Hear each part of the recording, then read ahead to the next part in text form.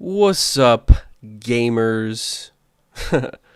This time I'm not going to be joined by Danny. I'm just going to put out a quick video because I saw a bunch of tier listing and I was like, you know what? I want to tier list something, and what better thing to do than a bunch of games that I played before, right? Especially in a series. So I haven't played every Harvest Moon game, or I guess Story of Seasons game now, but I've played a lot in the past, and it's a series that I take a look at when I can. So, with that all in mind, I'm just gonna jump right into it. I'm just gonna go in order here. I'm not gonna go in like chronological order or whatever. Anyway, to start off, we have Harvest Moon Back to Nature. So this is a really good Harvest Moon game. This is probably one of the more quintessential Harvest Moon games. It came out at the same time, well, a couple years after, or maybe a year or two after Harvest Moon 64. And when those two are head to head, I tend to say I'm a big 64 fan in comparison, but even I have to admit that Back to Nature has a lot of perks that 64 doesn't, including something like you know, the festivals I think are probably a little bit better. The graphics are a bit better. Obviously loading times aren't quite as good, but it just has a really nice feeling to it, and it has a lot of the things that you like in Harvest Moon. Really good festivals, characters are well written here. It's a bit weird when you're coming from something like a Harvest Moon 64 and all of a sudden you go to Flowerbud Village that's completely different. But hey, you know what? These characters are a bit different. It doesn't really matter. You got to take your preconceived notions out of it. Anyway, with all that being said, Back to Nature I think is a solid A. I think there are better games than Back to Nature. I think there are a lot of worse games compared to Back to Nature. But anyway, that's all being said. I have not played Doraemon's Story of Seasons, so I can't speak to that. Okay, we're getting into the controversial right away. Anyway, so Harvest Moon DS. If you were around when Harvest Moon DS launched and you played it, you might have very different opinions compared to me, depending on how your copy was working. So basically, my copy glitched endlessly, and it actually glitched to the point that I ended up losing a file when I got to, I think it was the fall of the first year, and it just pissed me off, and I couldn't do it. It felt a little fanficky in some ways. I wouldn't say like the actual day-to-day gameplay is like that bad. It's probably not. It's probably pretty good. I mean, I did get to fall on it, but with the glitches being pretty rampant, and with the whole tone being a bit weird, and being in Forget Me Not Valley, but like having all this complete, it didn't feel authentic, I guess. It felt a little like somebody made a game with some fans and then this is what it spit out. People love this game, but this is my list, and with my list, it's going into D.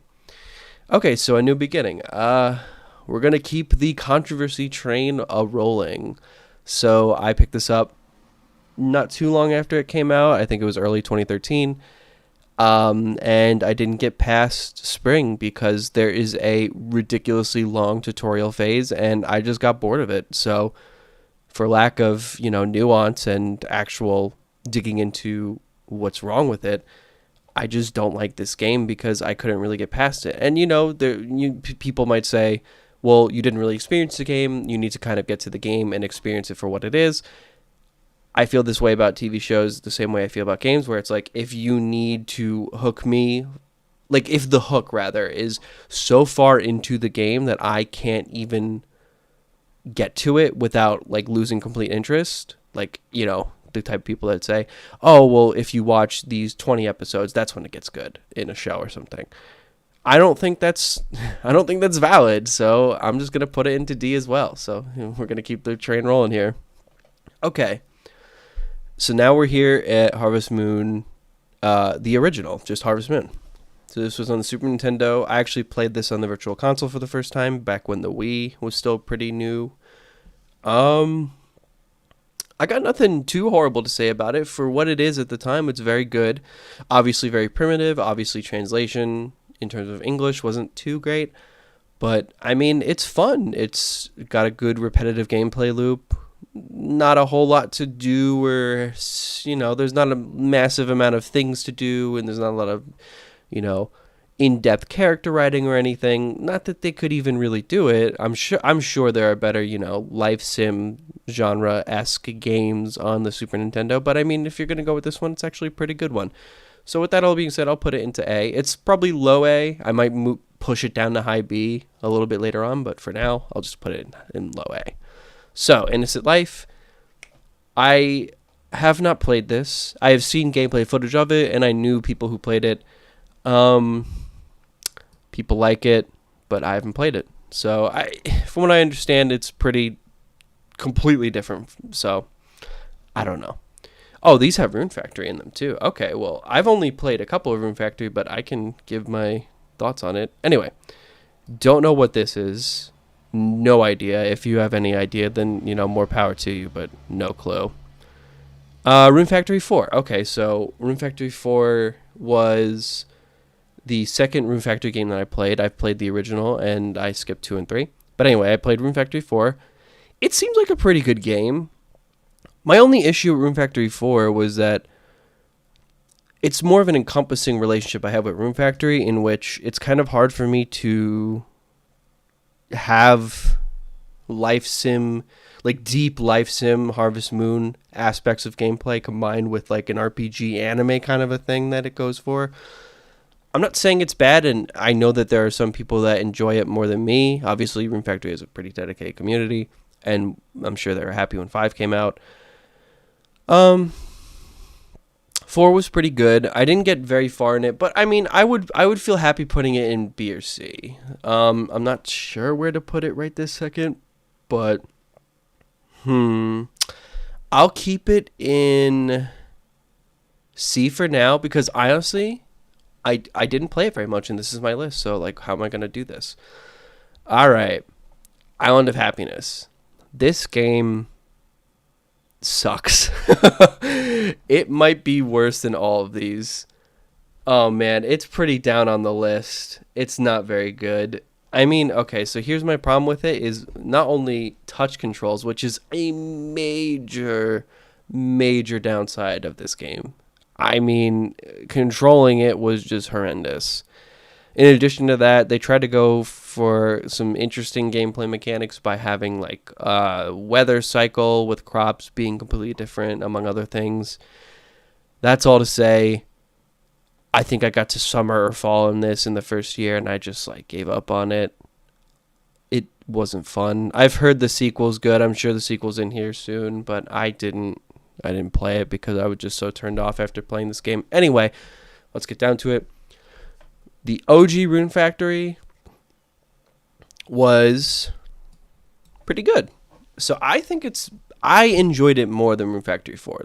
This is before it started getting crazy with the whole anime RPG aspect. It still kind of was cohesive in my mind. I mean, don't get me wrong, there's kind of some medieval vibes here and there. Not really medieval, I guess more Renaissance or kind of like steampunky maybe. Anyway, that's all to kind of condense it into one sentence would be just, again, a fantasy Harvest Moon. It's closer to Harvest Moon than probably any other Rune Factory that I've played, at least. I really enjoyed it. Yeah, that's all I got to say about that. If you're going to go for a Rune Factory game, this is a good one to go for. Save the Homeland. Okay, so Save the Homeland has the problem that it has a sequel in Hero of Leaf Valley, which addresses some of the issues that I have with Save the Homeland. And that is basically one of the massive, downsides to it. Save the Homeland, I think, is still pretty good. I like Save the Homeland. Like, it's a fun time. And it looks really good for what it is.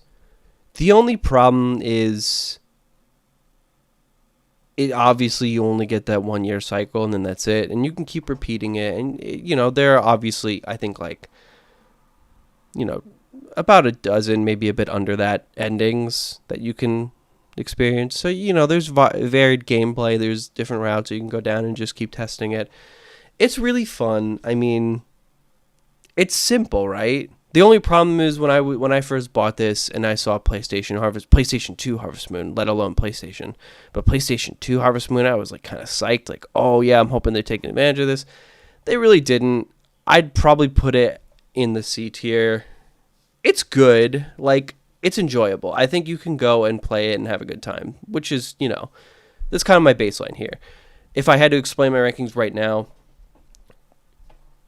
assuming you're this far in the video, D is kind of like I wouldn't go back to. C is like I would have fun. I can go back to and have fun. I probably won't very often, maybe not at all, depending on how low it is in C tier, but you can go back and have fun. B, I think, is like a good time and I could recommend it. A, I think, is like a very solid time and have no problem recommending, especially if you like the genre. And S is like my favorites, obviously. DS Cute I didn't play because I didn't like DS. 2 I have not played. Okay, so we're here. This is one of the more recent ones that has come out, and probably the most recent Harvest Moon game that I've played, obviously. In this case, Story of Seasons. So this was a remake of Mineral Town. Friends of Mineral Town, that is. And if I had to do it right now, I put it into S. I mean, I was kind of turned off by the chibi cute style at first, but once you get in a groove, you just don't really mind. Everything's faithfully redone. There's a couple of extra things here and there. They added some interesting mechanics, which I wish they would have explained, to be honest, because I had the tragic story of winning the chicken festival my first year and not realizing that I would not be getting any golden eggs because my chicken was literally incapable of loving me enough to pop them out. But in any case, it's really good. I would probably, over time, I'll probably push it down towards the edge of S tier, because even though I think it's S tier, I think they kind of whiffed a little bit on including some things. Like, they could have carried over some, like the greenhouse from Back to Nature and added that in. They kind of got a little cute with some of the features instead of adding like core gameplay elements that I think would have made the game a little bit better. It still has the same problem as the original Friends of Mineral Town, in which once you finish a lot of the first game or new game like material, beginning game material, you have to really play a long time to get to the end game stuff, and there isn't a lot in the mid game. I mean, I'm all saying this, as someone who doesn't really play the end game, so I could be a little bit off here, but that's my take on it. But yeah, this is, I believe, the Tale of Two Towns. This is around when I bowed out of Harvest Moon, just FYI.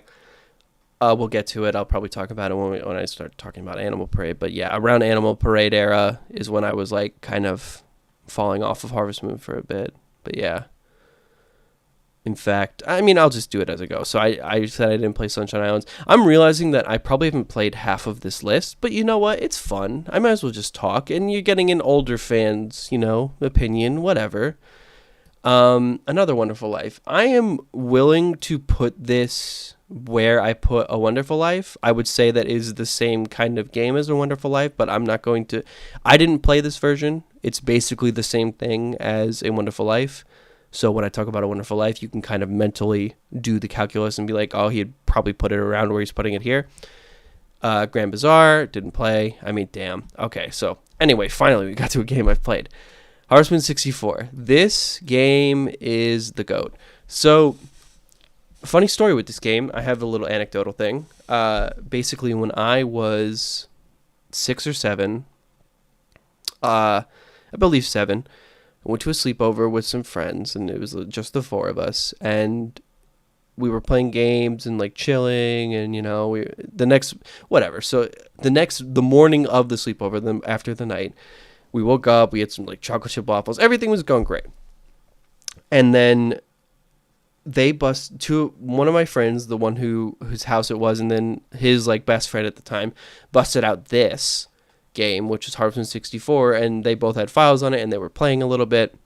Me and the other guy were just watching, and we were like, yo, okay.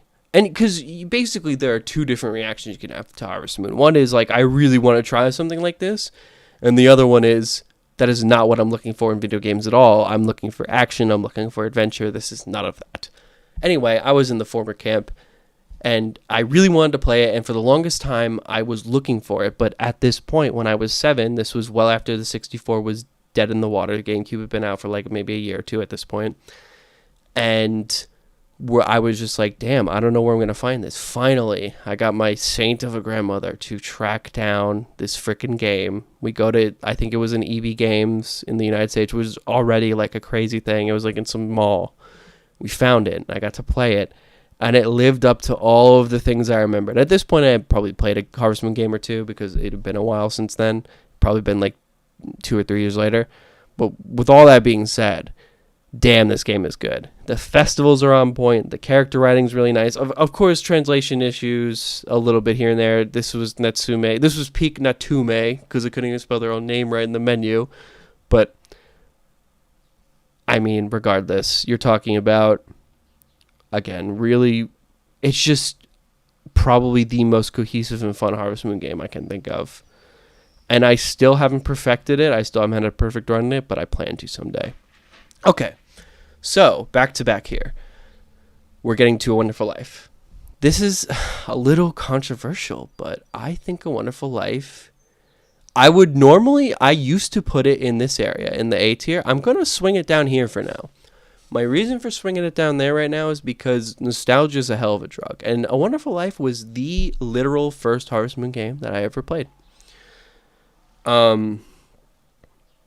There was nothing more to it than that. Like, I did nothing other than play Harvest Moon, A Wonderful Life for like a solid few days after I got it because I was so obsessed with the idea of Harvest Moon at the time, and I hadn't been able to find 64.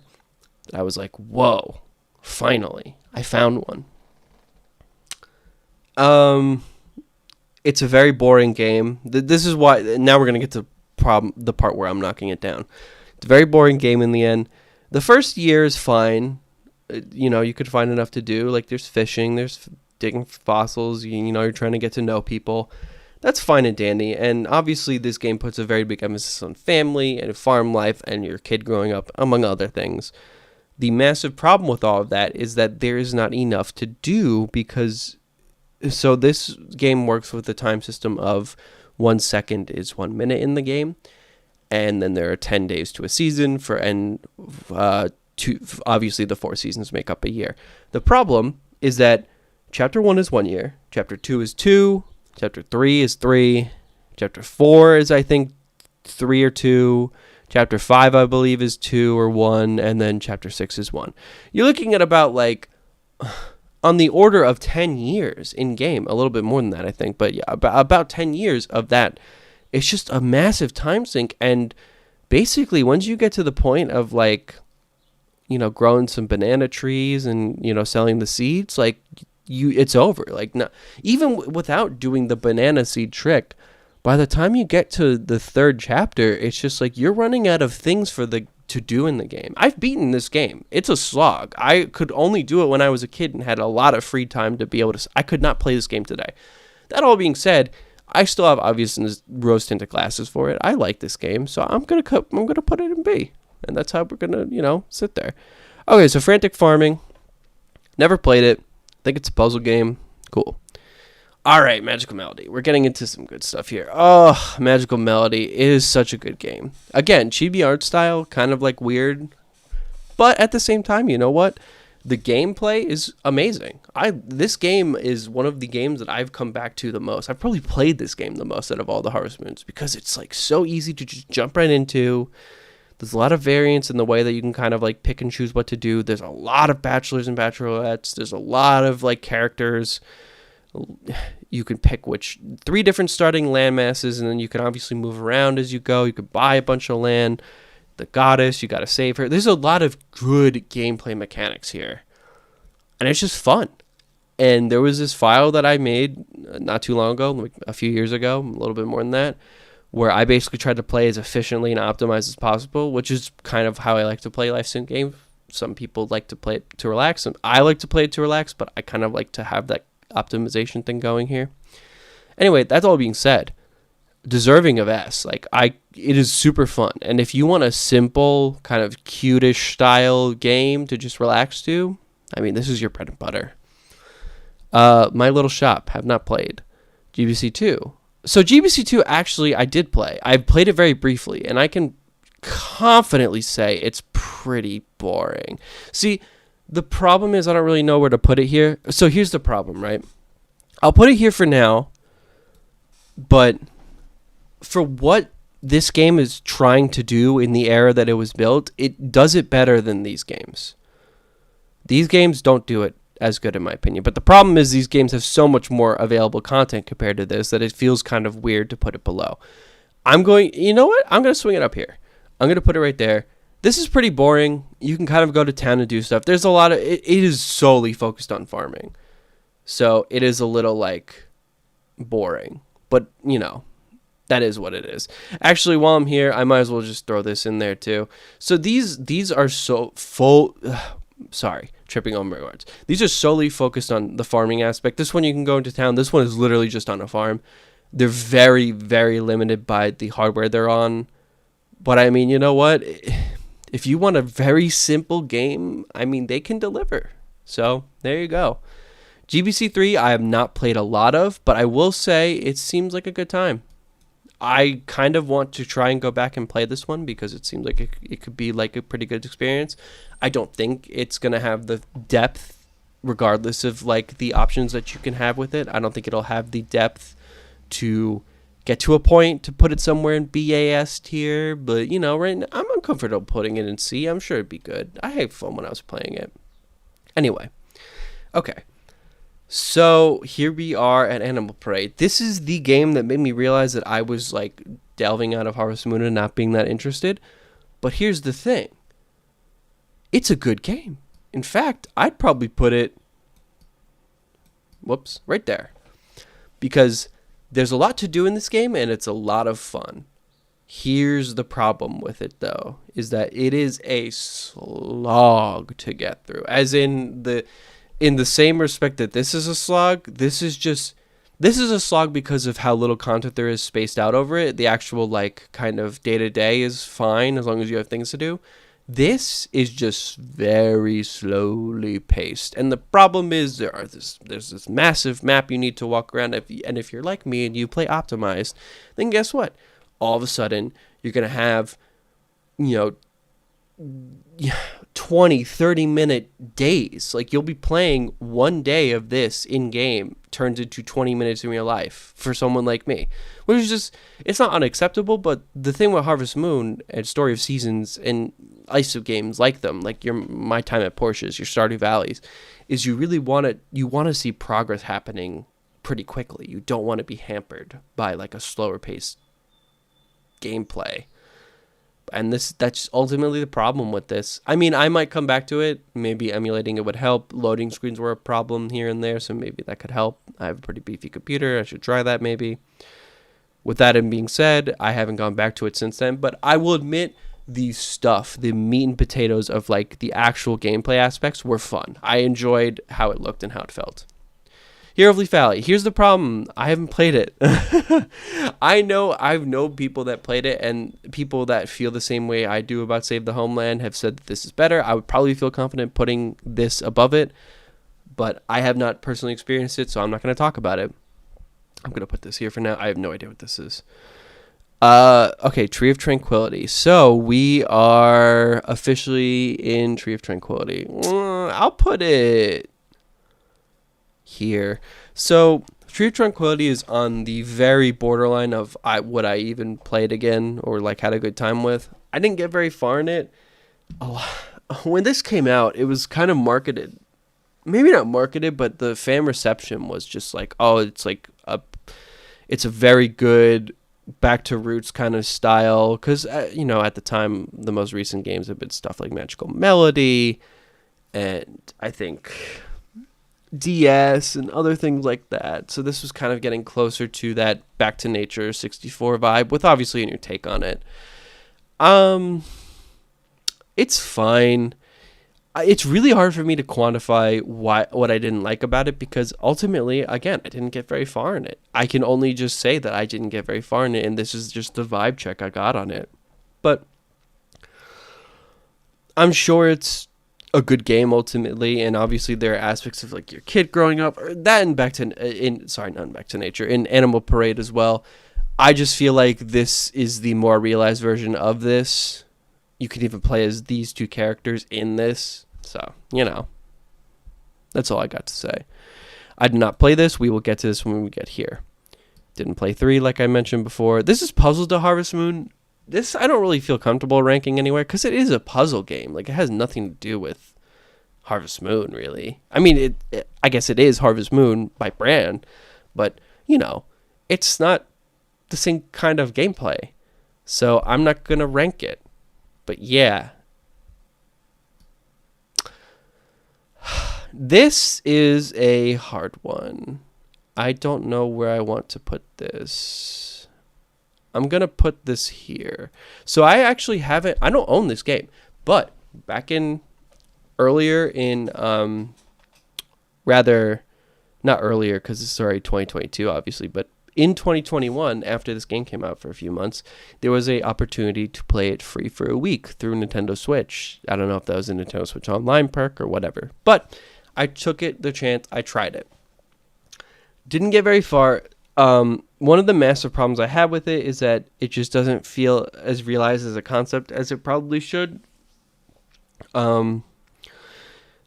Everybody knows probably about the maker situation where it feels like you're making things to make other things, and then you can finally get something worthy that you'll be able to do with it. Characters are kind of bland in my experience. I didn't get far enough to go down any marriage rats or anything, but that's just how it is. It seems like it was fine. I could probably recommend it as something to play, especially in the current landscape, because even though this was in 2020, the actual Harvest Moon brand right now, which is literally under Natsume called Harvest Moon, is kind of like a steaming pile of crap right now. So compared to Harvest Moon, this is going to be completely better, like current Harvest Moon that is. And then obviously the current story seasons, it's like whatever. I mean, at the very end, I'll kind of get into some other things in terms of where I'd place like indie games and stuff like that, or at least very popular ones. But yeah, story seasons haven't played. I really should be playing some of these. This is exactly when I fell out of Harvest Moon. I didn't own a 3DS until, what was it? 2013. I don't know when these came out. I'm sure 1 or 2 of them came out before I even owned a 3DS, so I just was completely off the train at that point. Didn't play Tides of Destiny. So we're finally here. This is the interesting part. So these games are basically the same thing, and it's like, what preference do you have? This has a little bit more features, but I'm going to say I think I like the original better. That is not putting this down. This is a good game. But this, ultimately,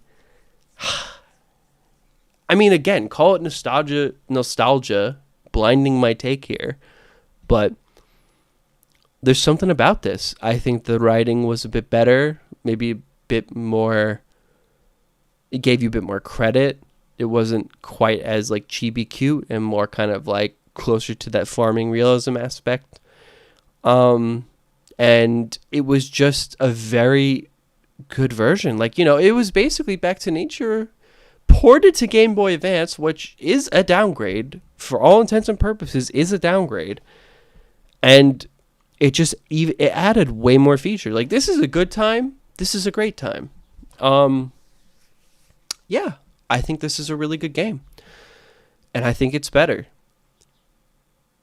And I'm not afraid to say that. Anyway, okay. So that's the end of this. If I was to rank a couple of other games in here, so let's pretend I had a couple more, Stardew Valley would go to this tier easily. Stardew Valley is extremely dense as a game. It is a lot more mature toned, but I think that's a good thing in some cases, because another problem with Harvest Moon can be that you might not necessarily want to be playing a kind of childlike take on farming and fantasy things, but Stardew Valley has like those fantasy elements while also retaining a very good aspect of realism, so it's like a more kind of grown-up version in a way. And it was made by one guy, and it's gorgeous, and it sounds great. I can't sing that game's praises enough, so I put it in S. I'd probably put it at the very top, to be honest. It competes with Harvest Moon 64 for that top spot in my heart. And then My Time at Portia, which, if you haven't heard of, is basically the same concept as Harvest Moon. You can even grow crops in it, but the more attractive aspect of it is it has a more linear kind of like story focus, and then you are an inventor / builder versus a farmer, and you are this inventor slash builder in a post-apocalyptic like town, basically, and society. And with that in mind, like it's not dreary. The gameplay isn't weird and gross and like, washed out. It's not like, oh man, we just survived and it's like, it's very post. It is there are aspects of that, but it is still a very cute and shining and bright, fun game. I'd probably take it and put it into the A tier. There are some things wrong with it, especially if you buy it on something like Switch. I played it on PC, but yeah, there you go. There you have it. There's my list. If you think that I'm a crazy person, then you can tell me in the comments, and I'm sure we can come to a reasonable conclusion that yes, I am. And if you have any sort of strong agreements or disagreements, or if you have recommendations, hey, you know what? If you're just like, hey, I see you haven't played Trio of Towns, this is a really good game. I think it would slot into like your A or S tier, or give this weird game I haven't seen a shot. Come tell me what I should come and play and give it a go and see how it feels, among other things. But yeah, so that'll be the end of the video, and hopefully at some point me and Danny will be able to come back and throw out even more videos for you. But yeah, stay frosty.